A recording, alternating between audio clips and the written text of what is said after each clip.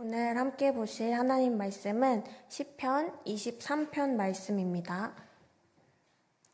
시편 23편 1절부터 6절까지 함께 읽겠습니다. 여호와는 나의 목자시니 내게 부족함이 없으리로다. 그가 나를 푸른 풀밭에 누이시며 쉴만한 물가로 인도하시는도다. 내 영혼을 소생시키시고 자기 이름을 위하여 의의 길로 인도하시는도다. 내가 사망의 음침한 골짜기로 다닐지라도 해를 두려워하지 않을 것은 주께서 나와 함께 하심이라. 주의 지팡이와 막대기가 나를 안위하시나이다. 주께서 내 원수의 목전에서 내게 상을 차려주시고 기름을 내 머리에 부으셨으니 내 잔이 넘치나이다. 내 평생의 선하심과 인자하심이 반드시 나를 따르리니 내가 여호와의 집에 영원히 살리로다. 아멘. 샬롬. 이 자리에 나오신 개포교회 성도님들 한 분 한 분을 주님의 이름으로 사랑하고 축복합니다. 주님께서 초대해 주신 이 예배의 자리에 감사의 마음으로 초대에 응해서 나온 이 시간이 우리가 온 마음과 정성과 힘을 다해 기쁨으로 예배하는 시간이 되기를 소망합니다. 오늘은 우리가 함께 읽은 시편 23편 말씀을 함께 나누고자 합니다. 오늘의 설교를 준비하면서 또 이 교회에 제가 처음으로 오게 되면서 주님께서 마음 주신 선하신 하나님을 함께 나누어 보고자 합니다. 지금 돌아보면 제가 어떻게 이 자리에 오게 되었는지 또 지금 이 자리에서 말씀을 전할 수 있게 되었는지 참 신기하고 감사할 따름입니다. 이 시편 23편 말씀을 준비하면서 처음으로 이 23편 말씀을 기억했던 때가 언제인지를 조금 돌아봤습니다. 그랬더니 잊고 있던 저의 초등학교 시절이 떠올랐습니다. 제가 초등학교 저학년에 맨날 새벽 예배를 가시던 아버지를 따라서 같이 매일 새벽 예배를 나가던 시절이 있었습니다. 그 시절엔 새벽에 일어나서 함께 교회에 가서 예배 드리고 또 예배가 끝나면 그날 함께 정한 성경 말씀을 외우는 것이 저의 매일의 루틴이었습니다.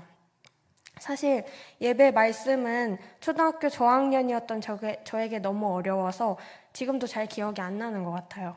근데 저에게 그 시절이 생생하게 기억나는 건 아버지와 함께 집에 돌아가는 차에서 또 집에 돌아가는 그 길을 걸으면서 또 집에 앉아서 함께 말씀을 외우던 그 시간이 기억이 납니다. 평소에는 한 구절씩 외우다가 어느 주에는 이런 주였어요. 이번 주는 월요일부터 토요일까지 시편 23편 1절부터 6절까지를 외우자. 그런 주였어요. 그래서 첫날은 1절. 근데 이게 다 이어지는 말씀이니까 첫날은 1절. 그 다음날은 앞에 거 까먹을까봐 1절, 2절. 그 다음날은 또 까먹을까봐 1절부터 3절. 이렇게 외우다가 한 번에 처음부터 끝까지 외웠던 마지막 날이 생각이 나는 것 같아요. 이렇게 의미를 잘 모르고 외웠던 시편 23편의 말씀을 이제 저의 레마의 말씀으로 경험하게 되고 또 나눌 수 있게 되어서 너무 신기하기도 하고 또 감사할 수밖에 없는 것 같습니다. 사실 오늘 이 시간 지금의 제가 되기까지 경험한 선하신 하나님을 고백하고 싶어서 처음에는 시편 23편 6절 말씀 한 구절만 가지고 말씀을 나누려고 했었습니다. 하지만 이 말씀을 묵상하고 준비하면서 23편 전체 말씀이 제게 감동을 주어서 처음 계획했던 짧은 한 구절이 아니라 아주 방대하게 6배나 늘려서 1절부터 6절까지 6구절을 함께 읽게 되었습니다. 오늘 함께 말씀을 나누는 이 시간이 주님이 주시는 귀한 은혜의 시간이 되었으면 좋겠습니다. 먼저 시편 23편 1절에서 시인은 이렇게 고백합니다. 우리 함께 읽었으면 좋겠습니다. 시작. 여호와는 나의 목자시니 내게 부족함이 없으리로다. 아멘. 여기서 시인 다윗은 여호와께서 자신의 목자가 되셔서 그를 인도하시고 보호하시며 필요를 공급해 주심을 찬양합니다. 목동이었던 다윗은 목자와 양의 관계를 그 누구보다도 잘 알고 있었습니다. 그래서 나의 목자시니 라고 고백함은 자신과 하나님이 매우 친밀한 관계임을 묘사한 것입니다.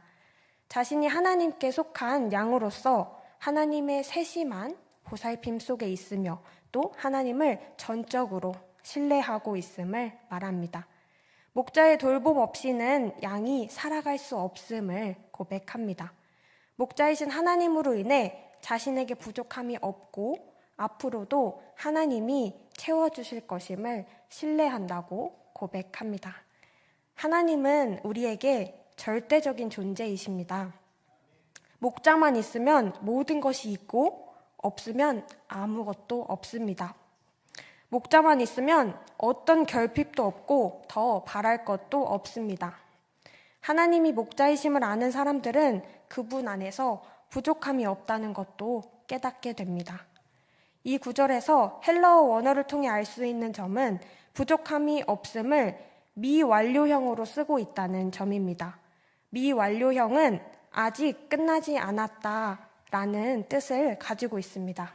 즉, 주님으로 인해 과거에도 지금도 또 앞으로도 부족함이 없을 것이라는 강한 확신을 보여주고 있습니다. 과거, 현재에 이어서 미래까지 연결되는 지속성. 이것이 우리가 지금 경험하는 하나님의 돌보심이 미래에도 지속될 것임을 신뢰한다는 믿음의 고백입니다. 이 말씀의 고백처럼 목자의 인도를 받으며 살아온 우리의 삶에서 부족함이 없다고 말할 수 있는 것은 오로지 목자이신 하나님 덕분입니다. 우리는 하나님의 임재와 보호 속에 있기에 부족함이 없습니다. 지금까지 부족함 없이 채우시고 우리의 삶을 인도하신 하나님은 현재에도 미래에도 계속해서 우리의 목자 되시며 우리의 부족을 채워주실 분임을 고백하고 선포합니다. 2절도 함께 읽겠습니다. 시작. 그가 나를 푸른 풀밭에 누이시며 쉴만한 물가로 인도하시는도다. 아멘. 양이 생명을 유지하는데 가장 필요한 것은 풀과 물입니다. 그 양에 가장 필요한 것을 채워주는 책임과 수고를 마다하지 않고 목자는 그 일을 행합니다. 양이라는 동물은 습성상 배가 고프거나 두렵거나 다투는 중에는 눕지 않는다고 합니다. 배도 부르고 안전하다고 느낄 때 눕는 동물이라고 합니다. 따라서 푸른 풀밭에 누이셨다는 표현은 양이 배불리 먹고 안전을 누리도록 목자가 세심하게 돌봤다는 사실을 알려줍니다. 그리고 하나님은 쉴만한 물가로 인도하십니다. 하나님을 따르는 자에게는 부족함이 없습니다. 출애굽한 이스라엘 백성들은 비록 광야에 있었지만 하나님은 그들에게 먹을 것과 마실 것을 주셨습니다. 그래서 시편 34편 10절에서는 이렇게 말씀하고 있습니다. 젊은 사자는 궁핍하여 줄일지라도 여호와를 찾는 자는 모든 좋은 것에 부족함이 없으리로다. 아멘. 이 당시 이스라엘 백성들은 부족한 것이 없었음에도 많은 불평을 했습니다. 이것은 하나님께 대한 만족과 감사가 없었기에 생겨난 불평이었습니다. 우리는 우리가 가진 것이 하나님께로부터 난 것임을 알고 그것을 감사할 수 있어야 합니다. 쉴만한 물가로 인도하시는 분임이 하나님이심을 인정하지 않고 하나님이 주신 것으로 만족할 줄 모른다면 우리는 아무리 많은 것을 가져도 절대 만족함이 없을 것입니다. 이렇게 푸른 초장과 쉴만한 물가는 무한한 하나님의 공급과 돌보심을 의미합니다. 하나님이 우리를 푸른 초장에 누이시면 우리는 더 이상 걸을 필요도 외부의 공격에 신경 쓸 필요도 없고 잡아먹힐까봐 염려하지 않아도 됩니다. 하나님이 쉴 만한 물가로 인도하시면 우리는 쉼을 얻습니다. 그분이 친히 우리를 다스리고 인도하십니다. 또한 그 안에 거하면서 은혜를 누리는 성도들에게는 참 만족을 주십니다. 요한복음 10장 10절에서는 예수님께서 이 세상에 오신 목적을 말씀하십니다. 저는 이 말씀을 참 좋아하는데요. 우리 함께 읽어보면 좋겠습니다. 도둑이 오는 것은 도둑질하고 죽이고 멸망시키려는 것뿐이요. 내가 온 것은 양으로 생명을 얻게 하고 더 풍성히 얻게 하려는 것이라. 아멘. 예수님께서 이 세상에 오신 목적은 양들로 하여금 생명을 얻게 하고 더 풍성히 얻게 하기 위함이라고 하셨습니다. 선한 목자이신 주님은 지금도 우리 영혼의 안식을 위해 우리를 이끌고 계십니다. 바로 그분, 하나님은 우리 영혼이 안식을 누리고 풍성한 생명을 얻게 하시는 분임을 기억하고 믿음으로 고백해 영혼의 안식을 누리며 풍성한 생명을 가진 자로 살아가는 삶이 되기를 소망합니다. 우리 3절도 함께 읽겠습니다. 내 영혼을 소생시키시고 자기 이름을 위하여 의의 길로 인도하시는도다. 아멘. 여기서 영혼은 호흡, 생명, 인격, 사람이라는 뜻을 포함하고 있습니다. 소생시키다는 회복시키다라는 의미로서 목자가 양에게 양식과 휴식을 제공함으로써 양을 회복시킨다는 뜻입니다. 그러므로 내 영혼을 소생시키고 있는 다윗이 하나님의 돌보심으로 생명을 보호받고 기력과 힘을 얻었음을 의미합니다. 그런데 목자는 양이 한 곳에서 똑같은 곳에서만 먹고 마시고 쉼을 누리도록 하지 않습니다. 항상 신선한 풀, 신선한 물, 깨끗한 물을 먹이기 위해 새로운 목초지로 이동합니다. 그 길을 의의 길이라고 묘사한 것은 하나님이 다윗을 올바르고 안전한 길로 지도해 주실 뿐 아니라 하나님의 의를 따라서 살게 해주심을 뜻합니다. 인도하시는도다 라는 표현은 목자가 양을 앞서서 이렇게 이끌어가는 모습을 보여줍니다.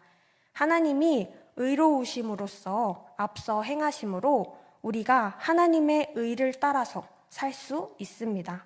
우리가 하나님의 의로우신 성품과 본질을 드러내며 살아가기를 원하십니다. 주님이 목적하시고 우리를 계획하신 바에 따라 우리의 자질이나 가치 때문에 우리를 의의 길로 인도하시는 것이 아니라 하나님의 영광을 드러내는 삶을 위하여 우리를 그 의의 길로 인도하십니다. 이렇게 2절, 3절에서 나온 것처럼 푸른 초장에 누이시고 쉴만한 물가로 인도하시고 내 영혼을 소생시키시고 의의 길로 인도하시는 목자의 인도와 공급으로 양은 이제 기력을 회복해 계속적으로 생명을 유지할 수 있습니다. 4절에서는 이렇게 얘기합니다. 이것도 함께 읽을게요. 내가 사망의 음침한 골짜기로 다닐지라도 해를 두려워하지 않을 것은 주께서 나와 함께 하심이라. 주의 지팡이와 막대기가 나를 안위하시나이다. 아멘. 양이 짐승들이 숨어 있고 길이 험준한 골짜기를 지나기도 하는 것처럼 이 시를 쓴 다윗은 다들 아시다시피 극심한 고난과 위협과 환난을 경험했습니다. 그럼에도 하나님의 보호하심으로 인해 해를 당하지 않았습니다. 다윗은 2절에서 하나님을 그라는 3인칭으로 지칭하고 있는데요. 그렇게 자신과 하나님의 관계를 나타내다가 이제 4절, 5절로 가면은 주라는 2인칭을 사용함으로 하나님과의 친밀함을 드러냅니다. 저는 사망의 음침한 골짜기로 다닐지라도 해를 두려워하지 않을 것입니다. 왜냐하면 주께서 나와 함께 하시기 때문입니다. 이렇게 하나님이 자신과 함께 하신다는 확신을 가지고서 자신이 환난을 겪을 때에도 두려워하지 않는다고 고백합니다. 함께 하시는 하나님으로 인해 어떤 상황에도 두렵지 않다는 확신의 고백입니다. 양을 안전하게 보호하기 위해서는 목자는 이렇게 곤봉이나 막대기, 곤봉 같은 막대기나 지팡이를 가지고 다닙니다. 이렇게 막대기와 지팡이를 가지고 다니더라도 보호하기 위해 다니는 건데 사람은 그 양을 안전하게 보호할 수 없는 경우를 만날 수가 있습니다. 그러나 하나님이 목자시라면 양을 보호할 수 없고 건져내지 못할 위험은 없습니다. 사망의 문턱에서도 목자가 함께 하시니 어떤 해도 우리를 상하게 하지 못합니다. 그래서 시인은 주의 지팡이와 막대기가 나를 안위하시나이다 라는 고백을 합니다. 계속해서 미완료형을 사용해서 보호하시고 안위하시는 그 하나님의 역사가 끊임없이 반복될 것이라는 확신을 심어주고 있습니다. 하나님은 양을 보호하는 목자이십니다. 광야의 짐승들은 늘 양떼를 잡아먹으려고 이렇게 노리고 있고 그늘져서 어두운 골짜기를 지날 때에는 더 많은 위험이 따르기도 합니다. 그러나 이렇게 연약한 양들인 우리가 전적인 하나님의 보호로 안전하게 살아갑니다. 언제나 그리스도인을 해하려고 혈안이 되어 있는 악인들이 주변에 도사리고 있지만 선한 목자이신 예수 그리스도께서 우리를 죄와 악과 원수들로부터 보호하십니다. 예수 그리스도께서는 자신의 생명을 버리시면서까지 양들을 사랑하시고 보호하신 참된 목자입니다. 목자이신 하나님의 인도에 따라 시인은 2절에서 나온 풀밭과 물가를 이제 지나서 4절에 어두운 골짜기를 거쳐 이제 하나님이 준비하신 잔치 자리에 이르게 됩니다. 5절 말씀 함께 읽겠습니다. 주께서 내 원수의 목전에서 내게 상을 차려주시고 기름을 내 머리에 부으셨으니 내 잔이 넘치나이다. 아멘.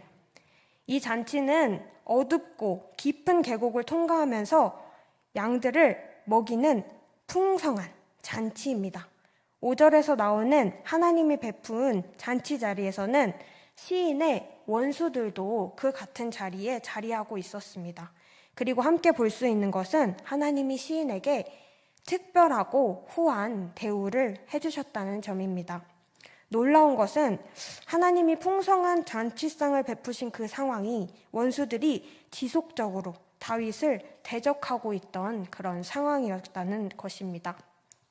목자이신 하나님은 원수들이 눈앞에 있다고 할지라도 다윗이 풍성함을 누리도록 하십니다. 하나님은 시인의 원수들 앞에서 시인에게 잔치상을 차려주시고 그의 머리에 기름을 발라주시고 잔이 가득하게 해주십니다. 여기서 기름을 머리에 바르는 것은 손님에 대한 아낌없는 관대함을 보여주는 풍습입니다. 당시 주인이 손님을 그냥 대접하는 게 아니라 넉넉하게 대접하던 모습에서 비롯된 것입니다. 또한 시인의 잔이 넘친다 라는 이 표현은 단순히 잔의 내용물이 차고 넘치는 이것을 넘어서서 시인의 기쁨과 만족감이 차고 넘침을 이야기합니다. 하나님은 자기 백성을 초대하시고 풍성하게 대접하시는 분입니다. 성도를 원수들 앞에서도 풍성함에 누리게 하시는 것이 하나님의 은혜입니다. 5절의 고백처럼 시인이 후한 대접의 잔치상을 받고 기쁨을 만끽하는 그 이면에는 하나님의 아낌없는 사랑과 그 보호가 가득합니다. 원수들의 위협에 위축되거나 두려워하지 않고 넘치도록 풍성하게 우리를 선대하시는 하나님으로 인해 우리는 마땅히 기뻐하고 감사하며 찬양해야 합니다. 오늘도 하나님이 우리를 찾고 넘치는 사랑으로 돌봐주시고 계심을 믿는 그 믿음이 오늘 우리의 입술의 고백이 되기를 소망합니다. 이제 다윗은 23편의 마지막 절을 고백합니다. 우리도 함께 고백하겠습니다.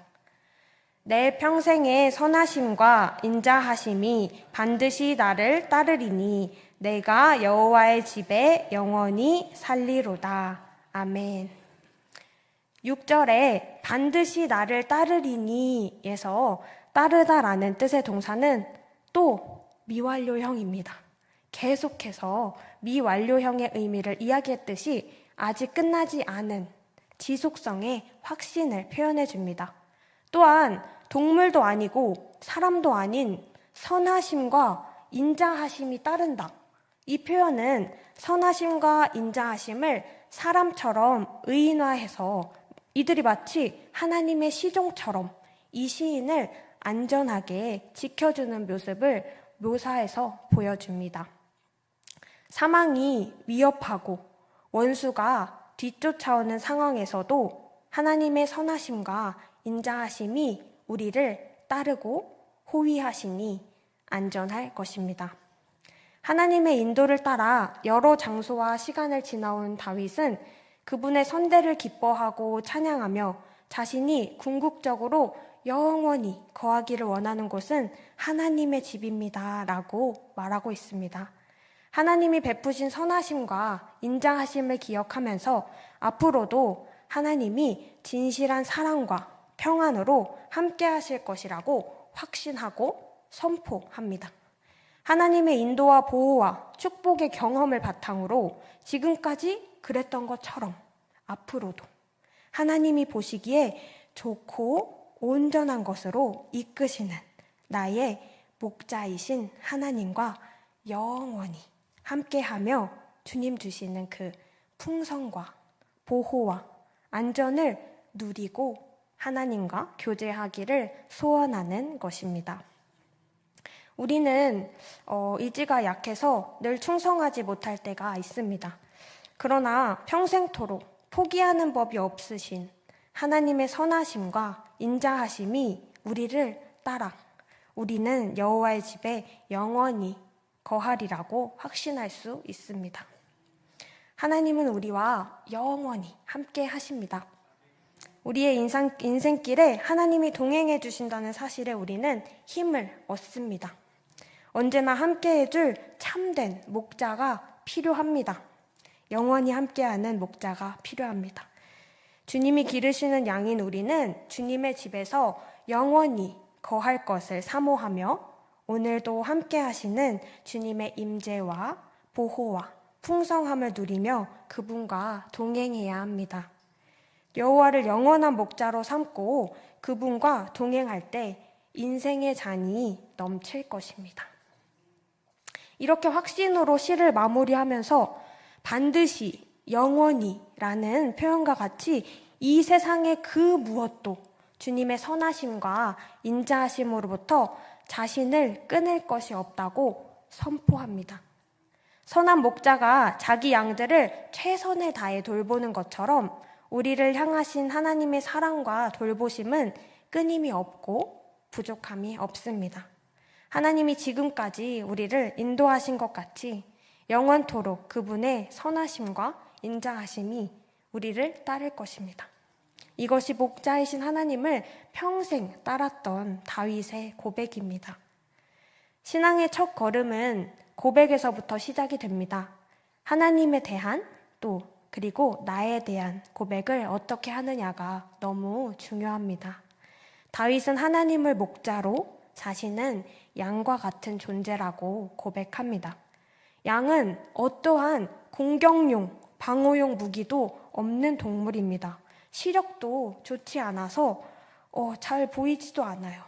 또 대단히 이기적이라고 해요. 그래서 공동체 생활을 잘 할 줄 모르는 동물이라고 합니다.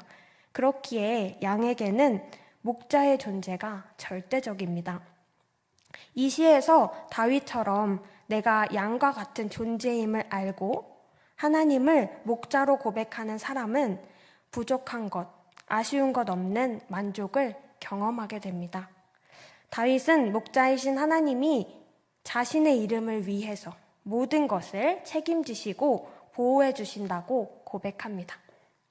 오늘 이 시편 23편의 고백처럼 이 고백이 온전히 우리의 고백이 되기를 원합니다. 이 고백을 하는 다윗은 늘 친밀하고 지속적인 교제를 하나님과 나눴습니다. 그 친밀함을 바탕으로 이 확신의 고백을 통해 선한 목자 대신 주만 따라가는 양으로 자신을 표현할 수 있었습니다. 여호와의 집은 하나님을 따르며 하나님과 함께하는 우리 삶의 모든 영역을 의미합니다.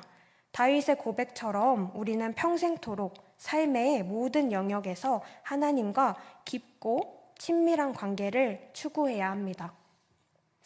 시편 23편의 시는 계속해서 반복했던 것처럼 선포, 확신, 이런 강력한 단어들이 잘 표현해주고 있어요. 굉장히 그래서 힘이 있게 들립니다. 매 구절이 선포로 되어 있기 때문입니다. 선포는 어떤 내용이나 사실을 세상에 힘있게 알리는 것입니다. 다른 여지를 두지 않는 결심이 담긴 고백입니다. 이 결심과 선포의 고백을 보며 지난주 새벽 예배 때 목사님께서 설교하셨던 말씀 예화가 잠깐 떠올랐습니다. 원수를 사랑해야 하는데 사랑하기 싫어서 사랑을 구하지 않는다. 나는 이런 말씀을 잠깐 하셨었는데 그 이야기를 듣고 보니 또 과거에 저도 떠올랐습니다. 내가 잘못한 거 아는데 회개하고 고치고 돌이켜야 하는 거 아니까. 근데 그 죄 너무 달콤하고 내가 또다시 고치고 돌이키지 못할 것도 같고 하고 싶지도 않고 그래서 회개하지 못했던 저의 모습이 떠올랐습니다. 그리고 다시 이 선포의 말씀을 봅니다. 확신의 선포. 어떠한 상황에서도 선한 목자이신 주님의 선하심과 인자하심이 나를 따라 의의 길을 따르게 하실 것이라는 그 확신의 고백이 너무 감동으로 다가왔습니다. 제가 저의 연약함을 보고 죄성을 보고 사랑하지 못할 것 같은 어려움을 보고 결심하지 못했던 순간들을 보게 했습니다. 오늘의 말씀처럼 하나님의 선하심을 분명히 바라보고 그것을 확신으로 고백하는 다윗의 고백이 우리의 입술의 고백이 되길 소망합니다. 세상의 어떤 것이 아닌 하나님과의 관계 안에서 전적으로 나를 따르고 호위하는 선함과 인자하심을 믿는 확신의 다윗의 고백. 이 결심이 담긴 선포의 고백처럼 우리의 선한 목자 대신 하나님만 따르며 하나님과 깊이 있는 교제를 가지고 우리의 삶의 모든 영역이 하나님과 함께하길 주님의 이름으로 축복합니다. 이제 말씀을 마칩니다. 오늘 이렇게 말씀을 나눌 수 있게 하신 하나님께 너무 감사합니다. 이렇게 고백하고 말씀을 마치고 싶습니다. 우리도 같이 고백했으면 좋겠어요. 우리 화면에 띄워주세요. 여호와께 감사하라. 그는 선하시며 그의 인자하심이 영원함이로다. 다음이요. 한 번 더 외칠게요. 주의 인자하심이 생명보다 나음으로 내 입술이 주를 찬양할 것이라. 아멘. 주님의 선하심과 인자하심은 반드시 나를 따릅니다. 하나님의 선하심과 인자하심은 성도님들 한 분 한 분을 반드시 따릅니다. 그 선하시고 인자하신 하나님께 감사하며 하나님만을 찬양합니다.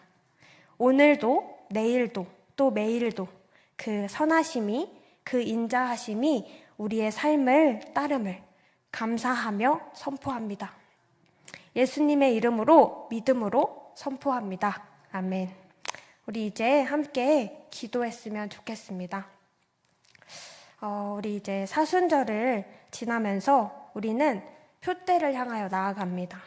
주님이 우리에게 주신 그 표대를 향하여 주님이 함께 하신다는 그 고백이 흔들리지 않을 때 우리는 확신의 고백을 가지고 더욱 깊이 있게 표대를 향해 나아갈 수 있을 줄 믿습니다.